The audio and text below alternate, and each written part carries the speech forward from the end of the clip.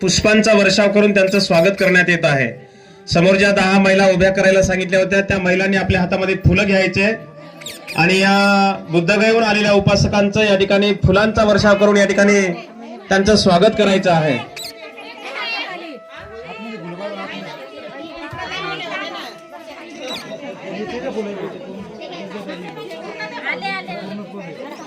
सरिताबाईच्या आतू तर प्रिय सज्जनांनो, या ठिकाणी आमच्या सोबत हे 18-19 दिवस बुद्धगयेला आले होते। भिक्खू संघाचं स्वागत झाल्यानंतर जे बुद्धगयेहून आलेले आहेत, अगदी सुखरूप धार्मिक ठिकाणांना भेट देऊन पोहोचलेले आहेत, त्यांचं सुद्धा या ठिकाणी फुलांचा वर्षाव करून आपल्या गावकऱ्यांच्या वतीने त्यांचा पुष्पांचा वर्षाव करून त्यांचं स्वागत करण्यात येत आहे। मी साधुकार करेल तेव्हा आपण सर्वांनी फुलांचा वर्षाव करून या खरात परिवार, ससाने परिवार, काकडे परिवार आणि खरात, काकडे, ससाने या परिवारांचं या ठिकाणी फुलांचा वर्षाव करून स्वागत करायचं आहे। म्हणा साधू साधू साधू साधू। भगवान बुद्धाचा, भगवान बुद्धाचा, बौद्ध धम्माचा, धम्मा ध्वजाचा, धम्मा ध्वजाचा, भिक्खू संघाचा, भिक्खुनी संघाचा, डॉक्टर बाबासाहेब आंबेडकरांचा। तर समोरच्या 10 महिला उभ्या होत्या स्वागत करण्यासाठी, त्यांनी खाली बसावं। मागच्या माणसापर्यंत फुलं पोहोचली पाहिजे, असे फुलं।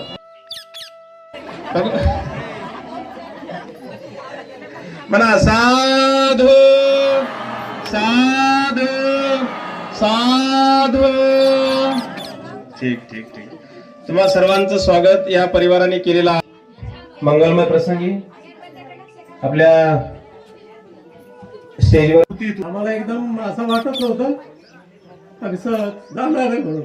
अचानक परत इकडं आलो, या बाई आल्या होत्या, त्यांना असं शब्द गोष्ट निघाली, हा बाबा आम्ही जाणार आहे, तर विचार बघा जर जागा असेल तर हे झालं। तर आम्ही 4 दिवसामध्येच जागा पण मिळाली आम्हाला आणि त्या निमित्तानं आमचं पण सहल झाली, चांगली सहल झाली। खाण्याची व्यवस्था वगैरे चांगली, मार्गदर्शन चांगलं, सर्वच गोष्टी करून असं काही हे नाही आलं। तर चांगली सहल झाल्यामुळे सर्वांना जायला पाहिजे असं मी विनंती करतो। नातेवाईकामधून जे बुद्धगयेला धम्मयात्रा करून आलेले त्यांचं खरंच कौतुक करण्यासारखं आहे आणि हा एक त्यांनी एक आदर्श घालून दिलेला आहे गावामध्ये। जो करुणेचा संदेश दिलाय, जो आपुलकीचा संदेश दिलाय, प्रेमाचा संदेश दिलाय आणि त्यांनी घालून दिलेल्या मार्गानं आपण चालतो का नाही याच्यावर घरी गेल्यानंतर विचार करा। जर आपण खरंच त्या मार्गाने चालत असेल, सुद्धा धम्मयात्रा करून आलेलो आहे, परंतु एक अंश का होईना त्याच्यातून मी पालन करतो। आपणही त्याचप्रमाणे पालन करून आपल्या जीवनामध्ये सुख, समाधान आणि आनंद मिळवावा हीच माझी सदिच्छा। जय वंदे।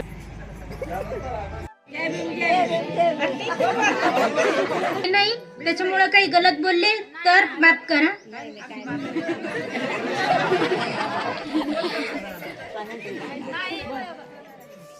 हे बघा, सगळ्यापेक्षा जास्त परिस्थिती गलत नाहीये। मी एवढ्या गलत परिस्थितीमध्ये जाऊन आले कारण की देवाची कृपा होती म्हणून मी तिथपर्यंत जाऊन वापस येऊ शकले। आणि कसं आहे, इकडे खूप मला दुःख होते, पण मी गेले ना तर मला तिकडे त्या 15-16 दिवसात असं वाटलं की लय मन लगेच समाधान झालं। आणि पुन्हा मी बंतेजी बरोबर मी बोलत होते आणि आर्याजी मला खूप जीव लावत होत्या, त्या म्हणायच्या जाऊ दे सरिता, प्रत्येकाच्या मागे टेन्शन असतं, तू नको टेन्शन घेऊ। आणि माझ्या मनाची इच्छा कशी आहे की तुम्ही सर्वांना सुद्धा जाऊन या, तिकडे खूप छान आहे। आणि आपल्या बंतीजी बरोबर बंतीजींचा नंबर घ्यायचा आणि सर्वांनी जाऊन यायचं। पैसे आज नव्हते फिरते, माझ्याकडे पैसे सुद्धा नव्हते, मी कशी तरी गेले कारण की पैसे आज नव्हते फिरते, पण मी जाऊन आले।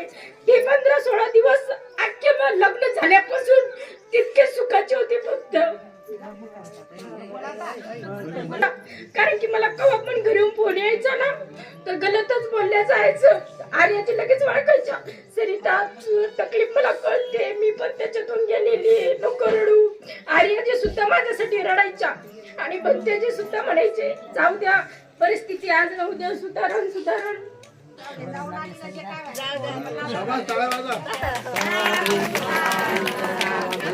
त्यांना म्हणलं की फक्त तुम्ही 10 मिनिटं बोला, तर त्या 10 मिनिटच बोलतील.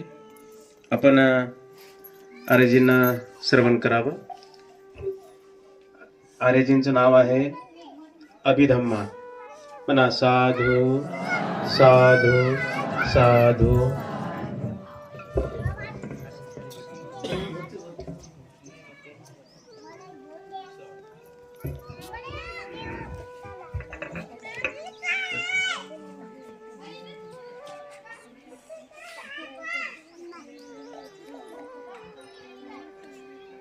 बाल बालिका यांना खूप सारी मंगल मैत्री देते.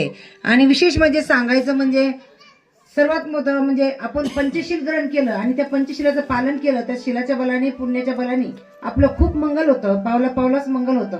आणि जे काही अष्टशील ग्रहण करतात त्यांचंही सुद्धा खूप मंगल होतं. भगवान बुद्धांनी सांगितल्याप्रमाणे जे काही भगवान बुद्धाचे महान स्थळ आहेत ते म्हणजे 4: लिंबोनी, बुद्धगया, सारनाथ आणि कुशीनगर. हे 4 स्थळ आपण जीवनामध्ये कधीतरी पाहिले पाहिजे. आणि हे पाहण्यासाठी असं म्हणतात लोक का पैसे लागतात, हे लागतं, ते लागतं. आपण जगामध्ये सगळे कुठाने करून आपली घरातली बरोबरी करतो आणि या ठिकाणी जाण्यासाठी आपल्याकडे पैसे नसतात. त्याकरता आपण मनातून एक ठिकाणी एका पौर्णिमाला भगवंतांनी 12 पौर्णिमा सारख्या आपल्या पौर्णिमा, वर्षाच्या 12 पौर्णिमाचा आपण एक सण म्हणून साजरा केला पाहिजे. प्रत्येक पौर्णिमाचं एक महत्व आहे. भगवान बुद्ध जन्माला आले, एक महत्व.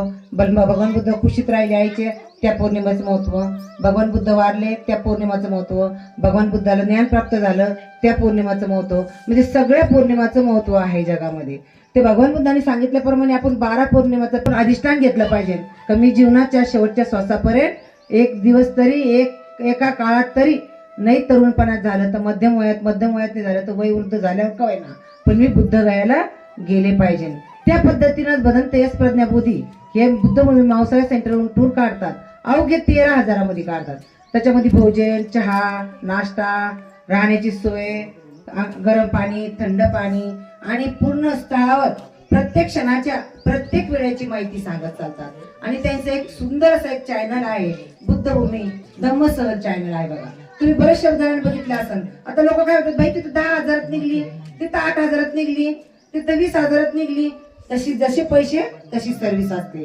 पण 13,000 मध्ये एवढी सर्व्हिस कोणीच देत नाही. आणि आपण, मला तरी वाटतं 13,000 आपण लग्न धरलं तर आपण 13-15,000 रुपये येऊ साड्या घेतो पण नाही. मग असं सगळ्या बायकांनी अधिष्ठान घेतलं पाहिजे. तर मी आजच्याने ह्या पौर्णिमापासून, कालच्या पौर्णिमापासून केलं पाहिजे.